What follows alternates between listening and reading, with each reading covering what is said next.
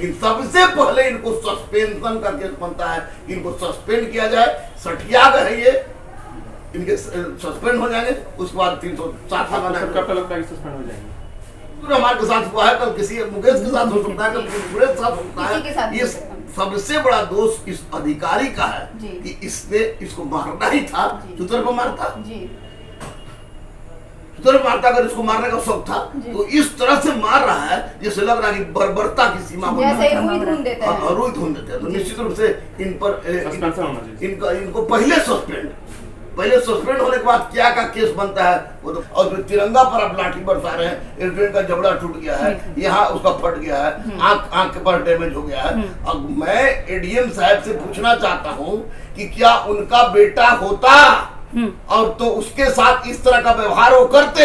अगर उसके साथ भी इस तरह का व्यवहार करते तो ये मानसिक रूप से विक्षिप्त है, और नहीं तो निश्चित रूप से जो व्यवहार उन्होंने उस बच्चा के साथ किया है इसके लिए इनको दंड मिलना ही चाहिए। बहुत बड़ा धब्बा है प्रशासन के नाम पर। और सबसे बड़ी बात आप देखिएगा कि स्टूडेंट को आप मार रहे हैं, और मार कहाँ रहे हैं तो हाथ में तिरंगा लिए हुआ, और तिरंगा लिए हुआ हाथ पर आप बार बार मार रहे हैं ताकि वो तिरंगा उसके हाथ से गिर जाए।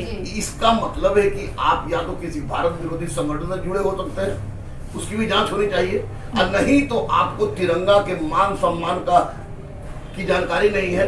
केवल शिक्षक अभ्यर्थी की बात नहीं है, किसी भी छात्र की बात है।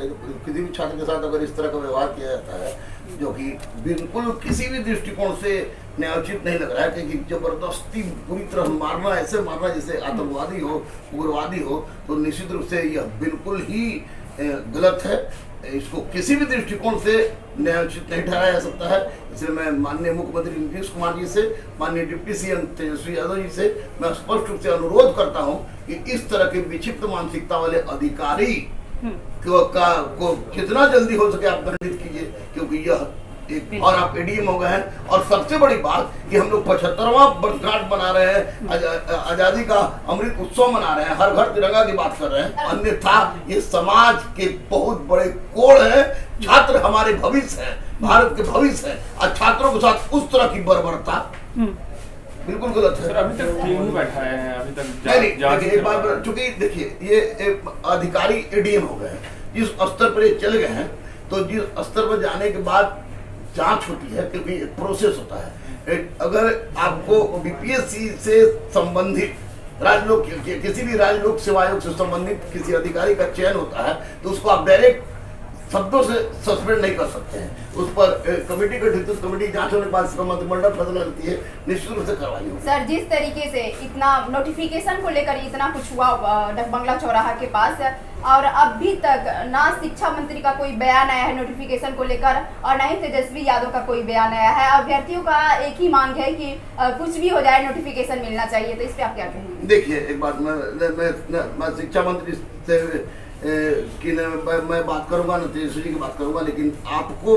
इसकी जानकारी नहीं है कि स्पष्ट रूप से पेपर में निकला था कि विद्यार्थी, और टीवी पर भी दे रहा था कि विद्यार्थी संयम बरते तुरंत होगी। 15 से 20 दिन के अंदर में 7वें चरण की बहाली की प्रक्रिया प्रारंभ होगी। मैं सरकार का एजेंट नहीं हूँ, ना विपक्ष में हूँ, मैं एक गुरु हूँ। गुरु होने के नाते सिर्फ इतना कह रहा हूँ ताकि बच्चे क्यों करेंगे संघर्ष, पढ़ाना है उनको। लाठी मारने वाले इस तरह के लोग, गंदे गंदे लोग मौजूद हैं, तो 15-20 दिन इंतजार करें। शांतिपूर्ण अगर धरना प्रदर्शन करना है तो शांतिपूर्ण धरना प्रदर्शन करें, आमरण अनशन करें, कुछ भी करें, लेकिन हिंसात्मक गतिविधि से बच के रहें। लेकिन उसके पहले मैं आपको विश्वास दिला दूं आप लोगों को कि 15 से 20 दिन के अंदर में। सर, जिस तरीके से एक वीडियो वायरल हुआ है, कह रहा है कि सर हम 5 सितंबर तक ही अल्टीमेटम दे सकते हैं सरकार को।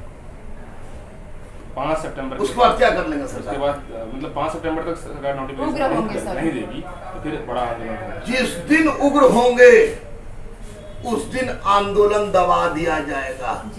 मैं इतिहास का छात्र हूं और मैं आपको बता दूं कि हिंसा को दबाना बहुत आसान होता है, अहिंसा को दबा पाना किसी के पास। सर रात को एक शिक्षा मंत्री का कॉल वायरल हुआ है, वीडियो वायरल हुआ है कि उसमें वो किसी अभ्यर्थी से बात कर रहे हैं और कह रहे हैं कि आप लोगों को 1.5 से 2 महीना के लिए टाइम मांगा गया है और आप 15 दिन बोल रहे हैं। सर शिक्षा मंत्री खुद बात किए हुए हैं कि 1.5 से 2 महीना टाइम लग सकता है और अभ्यर्थियों का कहना है कि हम लोग 1.5-2 महीना नहीं रुक सकते हैं क्योंकि लगातार हम लोग 3.5 साल से संघर्ष कर रहे हैं, लगातार आश्वासन दिया जाता है, हम लोगों को विश्वास नहीं हो रहा है। नहीं देखिए, मैं 15-20 दिन इसलिए नहीं कह रहा हूँ कि मैं शिक्षा मंत्री या तेजस्वी जी या नीतीश जी का चम्मच हूँ या कुछ हूँ।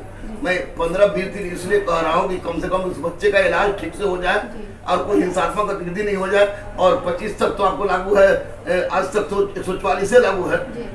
उसके बाद हिंसा करने से अगर इनकी मांगे पूरी हो जाती है तो ये करे, लेकिन ऐसा नहीं होगा। सर जिन अभ्यर्थियों पे FIR हुआ है, FIR भी हुआ है, उन अभ्यर्थियों के लिए क्या कहेंगे सर? जिस तरीके से अभ्यर्थियों को गर्दनी बाग से शांतिपूर्ण कर रहे थे धरना प्रदर्शन, ये जो हुआ था इतना हंगामा उसके बाद से, और कल के डेट में इन लोगों को भगा दिया गया है और FIR भी हुआ है, उस पर क्या कहेंगे सर? अभ्यर्थियों पे FIR बारे में तो मेरी जानकारी नहीं है। 353 हुआ होगा सरकारी कार्य में बाधा डालने के लिए। FIR में सर नाम सामने नहीं आया है कि किन अभ्यर्थियों पर हुआ है, सिर्फ FIR हुआ है।